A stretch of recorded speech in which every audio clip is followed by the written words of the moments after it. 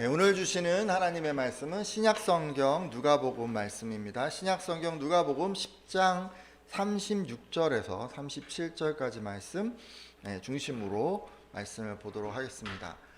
제목 오늘 보셨습니까? 사랑은 핑크렌즈일까요? 라는 그런 제목으로 오늘 말씀을 좀 나누려고 합니다. 핑크렌즈, 뭐 이런 얘기 여러분 들어보셨나요?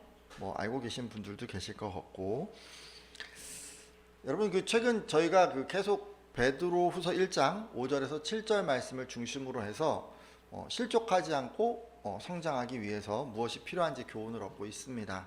그간 뭐 믿음, 덕, 지식, 절제, 인내, 뭐죠 또? 경건? 네, 이런 것들을 이제 쭉 우리가 살펴봤죠. 이제 오늘은 사랑이라는 주제를 좀 나누려고 합니다. 자, 여러분 사랑이 무엇이라고 생각을 하십니까?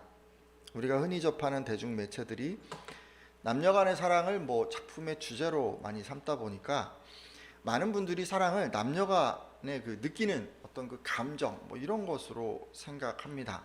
정말 그럴까요? 남녀간의 사랑이 빠지면 우리가 뭐라 그러죠? 둘이 뭐가 꼈다고 그러죠? 눈에? 콩깍지가 쓰였다. 왜 그럴까요, 여러분?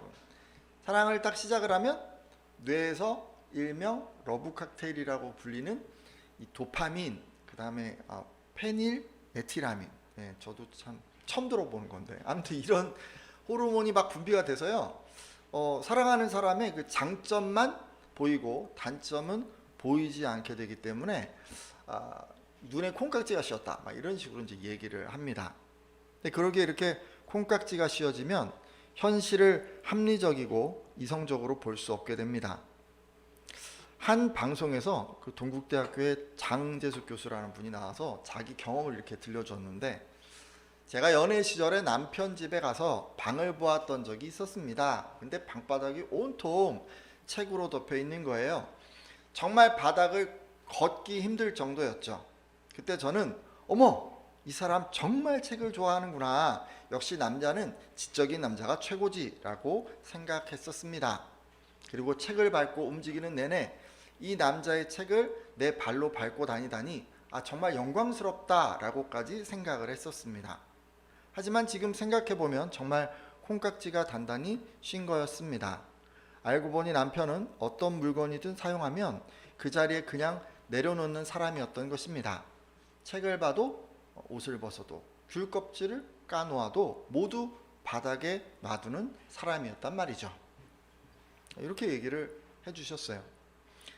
그러니까 바로 이런 식으로 여러분 처음에 사랑에 딱 빠지게 되잖아요. 그럼 눈에 콩깍지가 딱 쓰여지기 때문에 상대방이 지금 게을러서 방을 치우지 않았는데 또 뭐 산만해서 막 어질러 놓았는데 이게 뭐 다 이제 좋게 보이는 거예요. 그 사람이 책을 좋아해서 또는 다른 것에 집중하느라 치우지를 못하나 보다라고 좋게 생각하게 됩니다. 그러니까 모든 것을 이런 식으로 분홍빛으로 보기 때문에 상대방의 장점만 보는 이런 콩깍지 현상을 핑크렌즈 효과라고도 합니다. 자, 근데 하지만 이런 효과가요, 뭐 계속 상태가 유지되는 건 아닌 것 같아요. 마치 유통기간이 있는 것처럼 앞서 예를 든 이 장 교수도 시간이 지나자 이제 현실을 직시하게 된 것 같던데, 아니 왜 그럴까요? 이게 정말 사랑에는 유통기간이 있는 것일까요? 있다면 여러분 유통기간이 어느 정도 된다고 생각을 하십니까? 미국의 코넬 대학교의 인간행동과학연구소의 신시아 하장 교수는 전 세계 한 5,000명 정도 사람들을 대상으로 연구를 진행을 했습니다. 그래서 이제 실험 결과를 발표했는데 한 18개월에서 30개월 정도가 유지가 된다고 합니다. 이 기간이 지나면 대부분의 커플들은 처음에 열정이 식는 것이죠. 사랑에 빠져서 상대의 장점만 보게 만들었던 이 러브 칵테일이라고 불리는 이 호르몬이 이제 점점 다 고갈된 것입니다. 30개월이면 며칠 정도 되나요? 30 곱하기 3이니까 30, 한 900일 되나요? 그죠? 근데 이 정도 날짜가 딱 지나면, 그러니까 1000일을 못 가는 것 같아요. 1000일을 못 가고 한 900일 정도 되면 이 칵테일의 잔이 비어지듯 러브 칵테일을 이루는 이 도파민과 페닐에틸아민은 점점 바닥을 드러내는 것입니다. 자, 그럼 어떻게 하면 좋을까요? 시간이 지날수록 감정이 차갑게 식는데, 그래서 감정적인 만족을 느낄 수 없는데, 그럼에도 이 상대와 교제를 계속해야 할까요? 여러분 어떻게 생각하십니까? 만일 여러분이요 감정적인 만족감을 사랑이라고 생각하시잖아요. 그러면 그 사랑을 느끼기 위해서 당연히 헤어져야 할 것입니다. 그리고 새롭게 만족을 주는 다른 사람을 만나야 하겠죠. 그래야 뜨거운 감정을 다시 느낄 수 있지 않겠습니까? 근데 여러분 좀 이상하지 않습니까? 계속 이렇게 살아갈 수는 없잖아요. 30개월 남짓 주는 그 감정이 사랑이라면 우리는 이런 사랑을 지속적으로 누리기 위해서 주기적으로 상대를 바꿔야 할 것입니다. 그렇죠? 여러분 그렇지 않습니까? 그리고 이런 감정적인 만족을 사랑으로 생각하는 사람들에게 한 사람만 사랑하라고 하는 이 시대의 그 성윤리 또 결혼 제도는 마치 사랑의 무덤처럼 보일 수도 있을 것입니다. 왜냐하면 결혼하는 순간 감정적인 만족의 이 릴레이를 우리가 계속할 수 없기 때문이죠. 따라서 감정적인 만족을 사랑이라고 정의하는 것은 잘못된 접근임을 알 수가 있습니다. 제가 좀 찾다 보니까 김은비라고 하는 분이 김은비 그럼 어디서 많이 듣던 이름이네요. 은비가 지금 예배를 드리고 있겠죠. 김은비라고 쓴 그 시인이 사랑이 무엇일까요? 라고 하는 그 시집을 냈는데 거기 프롤로그를 보니까 이런 글이 있습니다. 이 시대에 넘쳐나는 사랑 이야기만으로는 결핍된 사랑을 채울 수 없어요. 실제하는 삶에서 찾을 수 없었던 의미는 분명 추상적이고 관념적인 것들 안에 있으며 깊은 통찰 끝에 구체화된 사랑은 우리를 살아가게 하는 힘을 가질 거예요. 라는 그런 글이었습니다. 어떤 것이 진정한 사랑일까요? 이분은 통찰 끝에 사랑을 구체화해야 된다고 제시를 하는데 우리도 한번 통찰을 가지고 말씀을 좀 보도록 하겠습니다. 어쨌든 여러분 이 부분에 대한 힌트를 얻기 위해서 사전을 좀 참조해 봤는데요. 여러분 사전에 혹시 사랑이 뭘까 궁금해서 사전을 이렇게 열어서 확인해 보신 분 있으십니까? 한 분도 없으세요? 여러분 자신 있나 봐요. 사랑을 다 안다고 생각하시나 봐요. 사전을 한번 보세요. 사전에 사랑이 뭐라고 되어 있나. 네이버에 등록되어 있는 국어사전에 사랑의 정의는 크게 두 가지로 내려집니다. 첫째요, 사랑을 보니까 이렇게 얘기를 해요. 어떤 사람이나 존재를 몹시 아끼고 귀중히 여기거나 어떤 사물이나 대상을 아끼고 소중히 여기거나 즐기는 마음 또는 그런 일, 그런 것을 말합니다. 그러니까 간략히 얘기를 하면 사랑은 어떤 대상을 소중히 여기는 마음이나 그 마음으로 행하는 어떤 일을 말하는 것입니다. 사실 여러분 이 정의는 우리가 대부분 다 알고 있는 거 아닙니까? 앞서 제가 연인끼리 사랑을 소개해 드렸는데 그것도 사실 이거의 일종이라고 할 수 있습니다. 연인 간의 사랑은 상대를 소중히 여기는 마음으로 서로 섬기는 것이기 때문이죠. 하지만 앞서 살펴보았던 이런 사랑은 지속적이지가 않습니다. 여러분 시간이 지나면 마음이 줄어들고 사라지기도 해요. 그게 뭐 물건이든 사람이든 처음에 그 마음은 똑같이 유지되지는 않는 것 같아요. 그 대상이 사람이든 사물이든 다 마찬가지인 것 같습니다. 따라서 여러분 이런 사랑은요 하나님이 원하는 사랑이라고 할 수가 없어요. 자 그러면 둘째 정의도 보도록 하겠습니다. 둘째 정의는 어떻게 되어 있냐면요, 사랑은 남을 이해하고 돕는 마음 또는 그런 일을 말합니다. 사랑에 대한 두 번째 정의는 지금 첫 번째 것과 좀 차이가 있어요. 그렇죠? 어떤 대상을 소중히 여기는 마음 또는 그런 일, 이런 첫 번째 정의가 내가 그 대상에 대해서 뭘 느끼는가를 지금 나타내고 있다면, 두 번째 정의 남을 이해하고 돕는 마음 또는 그런 일이라고 하는 두 번째 정의는 상대방이 기준입니다. 상대방이 무엇이 필요한가가 지금 기준이 되고 있어요. 내가 뭘 감정으로 느끼는가는 지금 여기에 포함되어 있지 않습니다. 그렇죠? 그저 내가 그 사람을 이해하고 돕는 어떤 마음 또는 행동, 그런 것을 이야기하고 있어요. 첫 번째 정의가 감정적인 것이었다면 두 번째 정의는 굉장히 지적이고 그리고 의지적인 것이라고 할 수 있습니다. 자, 그러니까 사랑은요, 기본적으로 내가 누군가를 소중히 여기는 마음이나 그로 인한 행동이지만 좀 더 확대하자면 내가 어떤 감정을 느끼는가와는 상관이 없이 남에게 필요한 것을 알고 돕는 것이라는 것을 알 수 있습니다. 바로 이런 두 번째 사전적 정의가 성경의 가르침과 굉장히 일맥상통합니다. 성경도 내가 어떤 감정을 느끼는가와 상관없이 남에게 필요한 것을 알고 돕는 것을 사랑이라고 표현하고 있기 때문입니다. 정말 그럴까요? 우리 같이 성경을 통해서 한번 확인해 보려고 하는데, 여러분 누가복음 10장 25절 그쪽으로 이제 쭉 보면요, 한 율법 교사가 예수님을 시험하라는 그런 장면이 있습니다. 근데 그가 이제 예수님께 와서 이렇게 물어요. 선생님, 내가 무엇을 하여야 영생을 얻으리까? 라고 묻죠. 그러자 예수님께서는 율법에 무엇이라고 기록되어 있느냐, 내가 어떻게 읽었느냐 라고 이렇게 물으십니다.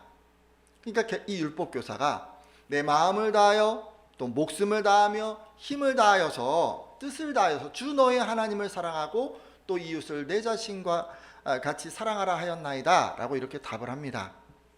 그러자 예수님은 내 대답이 옳도다, 이를 행하라, 그러면 살리라 라고 답해 주셨습니다. 그러니까 지금 얘기를 들어보니 하나님 사랑 그리고 이웃 사랑, 그것을 잘 실천하면 영생을 얻게 될 것이라고 답을 해 주신 거예요. 자, 그리고 이제 이어지는 대화가 계속해서 이어지게 되는데, 우리는 이제 그 대화를 통해서 이 성경적인 사랑이 무엇인지 좀 가늠해 볼 수 있습니다. 한번 잘 들어보세요. 이어서 이 율법 교사는 자기를 옳게 보이기 위해서 그러면 내 이웃이 누구니까? 라고 묻습니다. 이 예수님께서는 이웃이 누구인지 이제 예를 들어서 설명을 해 주시는데, 어떤 사람이 예루살렘에서 여리고로 내려가다가 강도를 만났다. 자, 근데 그 강도들은 그 사람의 옷을 벗기고 때려서 반쯤 죽은 것을 버려두고 가버렸다. 마침 한 제사장이 그 길로 내려가다가 그를 보고는 피해서 다른 길로 내려갔고, 그리고 어떤 레위 사람도 그곳에 이르러 그를 보고는 피해서 다른 길로 지나갔다. 그러나 어떤 사마리아 사람은 여행 중에 그 길로 지나가다가 그를 보고 불쌍한 생각이 들었다. 그래서 그는 다가가서 상처에 기름과 포도주를 부었고 싸맨 후 자기 짐승에 태워 여관까지 데리고 가서 간호해 주었다. 이튿날 그는 2데나리온을 더 내어서 여관 주인에게 주면서 이 사람을 잘 보살펴 주시오. 비용이 더 들면 돌아오는 길에 갚아드리겠소 라고 부탁하였다. 이렇게 말씀을 해주신 거예요. 이번에는 이제 예수님이 율법교사에게 물으세요. 자, 그 부분 말씀만 한번 보려고 하는데, 누가복음 10장 36절에서 37절까지 말씀인데요. 한번 같이 볼까요? 내 생각에는 누가복음 10장 36절에서 37절까지 말씀입니다. 같이 읽습니다. 시작. 내 생각에는 이 세 사람 중에 누가 강도 만난 자의 이웃이 되겠느냐? 이르되 자비를 베푼 자니이다. 예수께서 이르시되 가서 너도 이와 같이 하라 하시니라. 아멘. 자, 여러분 앞서 예를 들어주신 후에 예수님께서는 이 율법교사에게 내 생각에는 이 세 사람 중에 누가 강도 만난 자의 이웃이 되겠느냐라고 물으셨습니다. 이 율법교사가 뭐라고 대답했습니까? 자비를 베푼 자이니다 라고 그렇게 답을 했습니다. 그의 대답을 들으시고 예수님께서는 가서 너도 이와 같이 하라라고 답하셨습니다. 그러니까 이 얘기는 뭐냐면 예수님도 그 율법교사의 답이 맞다, 옳다라고 그렇게 여겨주신 것입니다. 그렇죠? 자, 여기까지가 이제 이 예수님 또 율법교사 간 오고 간 대화인데요. 이 대화를 통해서요, 우리는 일단 공경을 당한 사람, 공경에 처한 사람, 뭐 그런 사람에게 자비를 베풀 때 비로소 그것이 이웃사랑을 실천하는 것이구나라는 것을 알 수가 있습니다. 그렇죠? 자, 여기서 한 가지 근데 생각해 보려고 하는 게 있어요. 앞서 곤경에 처한 사람을 도왔던 이 사마리아인은 먼저 마음에 불쌍한 마음이 들어서 그를 도와주었습니다. 그렇죠?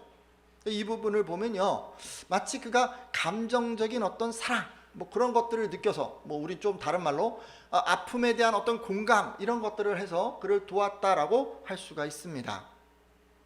자, 근데 제가 이제 묻고 싶은 게 있어요. 여기서. 자, 그러면 여러분, 만일 그 마음 가운데 불쌍한 마음이 별로 들지 않았어요. 그런데 똑같이 도와주었다면 그러면 어떠했을까요? 감정적인 동요가 별로 없었어요. 뭐 별로 불쌍히 여겨지지도 않았어요. 그런데 지적이고 의지적으로 판단을 해서 위기에 공경에 처한 이 사람, 그를 도왔다면 어떠했을까요? 예를 들어 이런 식으로 생각해 보세요. 교회 목사님이 이런 경우에는 반드시 여러분 도우세요 막 이렇게 가르쳐 준 거예요. 그래서 내가 그걸 알고 있는 거예요. 이렇게 생각이 났어요. 그래서 도왔다거나, 아니면 본인 스스로 생각을 해보니 이렇게 하는 게 선한 것인 것 같아, 하나님이 원하는 것 같아 라고 스스로 판단을 해서 의지적으로 도왔다면 어떠했을까요? 그것은 사랑이 아닙니까? 여러분 어떻게 생각하세요? 그것도 사랑 맞아요? 여러분, 왜냐하면요, 도움으로 인해서 공경에 처한 이웃이 생명을 건졌어요. 그에게 자비가 베풀어졌어요. 그렇기 때문에 그렇게 했어도 그것은 사랑입니다. 믿으십니까? 여러분, 사랑은요, 성경에서 우리가 지금 얘기하는 사랑은요, 자비를 느끼는 것에 포인트가 있지 않아요. 내 마음에 뭘 느끼는가는 별로 중요하지가 않아요. 뭐가 중요한 거예요? 자비를 베푸는 게 중요한 거예요. 베푸는 거는 느끼지 않아도 할 수가 있어요. 앞서 율법학자도 뭐라고 대답을 합니까? 자비를 베푼 자입니다 라고 답을 했어요. 예수님께서 옳다고 인정한 것은요, 자비를 느끼는 게 아니에요. 자비를 베푸는 것입니다. 여러분 잘 기억하십시오. 따라서 성경이 가르치는 이웃사랑은 감정적인 것이 아님을 알 수가 있습니다. 여러분, 물론요, 사람들 중에는 이런 분들이 있어요. 공감 능력이 뛰어난 분들이 있어요. 이런 분들은 정말 상대방이 힘들어 하잖아요. 그러면 그걸 막 같이 느끼고 막 같이 아파하고 그러기도 해요. 그죠? 근데 그런 사람 얼마나 될까요? 여러분, 우리 중에 그런 사람 얼마나 있어요? 여러분, 대부분의 사람은요, 상대방이 아무리 어려움을 당해도 그 문제를 공감하기가 쉽지 않습니다. 그러기에 지금 성경이 요구하는 사랑은 그렇게 해라는 얘기가 아니에요. 그런 감정과 상관없이 하나님께서 원하시니까, 하나님이 말씀하셨으니까 공경에 처한 사람들을 보고 그냥 마땅히 순종해서 돕는 거예요. 그게 뭐예요? 사랑이에요. 그게 사랑이에요. 자비를 느끼는 게 아니에요. 자비를 베푸는 거예요. 믿으십니까? 지금까지 제가요, 사랑은 내가 뭘 느끼는 거하고는 상관없이 상대방이 곤경에 처했을 때 그 피로를 채워주는 주는 거라고 제가 이제 말씀을 드렸어요. 우리는 어떻게 이런 걸 좀 실천해 볼 수 있을까요? 여러분, 주변에 공경에 처한 사람이 있잖아요. 그럼 우리가 힘써 도우면 되는 거예요. 그게 여러분 이 말씀을 실천하는 거예요. 이웃사랑을 실천하시는 거예요. 최근 우크라이나 사람들이 전쟁으로 어려움을 겪고 있습니다. 이분들 좀 돕는 거, 그런 거가 사실 진짜 이웃사랑을 실천하는 게 아닐까요? 오늘 말씀을 적용해서 사랑을 실천한다면 그런 분들 돕는 게 진짜 사랑을 실천하는 것이라고 생각이 됩니다. 국제신문 21일자 세계는 지금 칼럼을 보니까 러시아 침공에 맞서고 있는 이 우크라이나가 지금 국제사회의 도움을 요청하고 있다고 합니다. 세르이 마르첸코 우크라이나 재무장관은 그 로이터 통신과의 인터뷰에서 무기 구매, 피난민 지원 이런 것 때문에 우리나라 돈 약 11조 원을 지출했다고 밝혔습니다. 근데 이에 비해서 2월 달에서 4월 달까지 외부에서 들어온 자금, 그러니까 무상 원조, 우리 돈 한 1조 원을 포함해서 모두 한 7조 원 정도가 들어왔다고 합니다. 얼마 정도 부족한 거예요? 합산해 보면 한 4조 원 정도 지금 마이너스가 된 거죠. 근데 전쟁이 길어지고 있으니 이 재정 적자의 폭은 더 늘어나리라고 생각이 됩니다. 다행히 21일 한국을 방문 중인 이 조 바이든 미국 대통령이 400억 달러, 그러니까 우리나라 돈으로는 51조 원 정도 되는데, 이 규모의 재원을 우크라이나 지원 하겠다는 그 예산 법안에 그가 이제 서명을 했다고 하니까 좀 다행스럽다라고 생각이 돼요. 어쨌든 간에 그 정도의 돈이 들어가면 그 전쟁 난민들 복구하고 그런 것들이 다 좀 아무래도 수월하게 진행될 거라고 생각되기 때문입니다. 그래서 우리 교회도요, 우크라이나 지원에 한번 힘을 보태면 어떨까 이런 생각을 좀 해보는데, 이 가정의 달이 다 가기 전에 이제 5월의 한 마지막 주일 29일 정도에 따로 이제 특별 헌금을 조금 해서 좀 보내주었으면 합니다. 이렇게 이제 모여진 헌금은 11조 감사헌금, 주일헌금 뭐 이런 거하고는 좀 구분되어서 사용될 겁니다. 그러니까 전액 우크라이나를 위해서 보내질 것이기 때문입니다. 따라서 여러분은요, 한 2주 정도 남았으니까 좀 이렇게 기도하시면서 헌금과 구분해서 좀 이렇게 조금씩 마련을 해주시면 좋을 것 같아요. 모아진 지원금은 대한적십자사를 통해서 우크라이나 적십자사에 보내질 것입니다.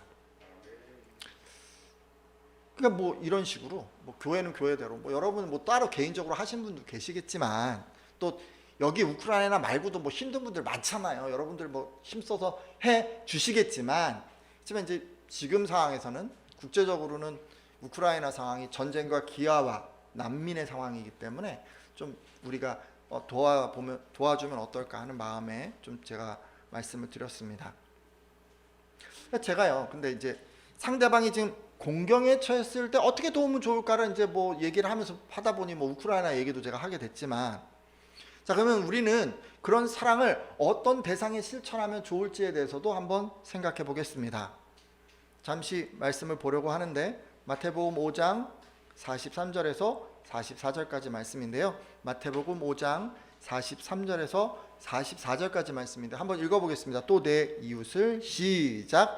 또 내 이웃을 사랑하고 내 원수를 미워하라 하였다는 것을 너희가 들었으나 나는 너희에게 이르노니 너희 원수를 사랑하며 너희를 박해하는 자를 위하여 기도하라. 아멘. 지금 예수님 산상수훈 말씀인데요, 원수를 사랑하라고 지금 가르쳐 주셨어요.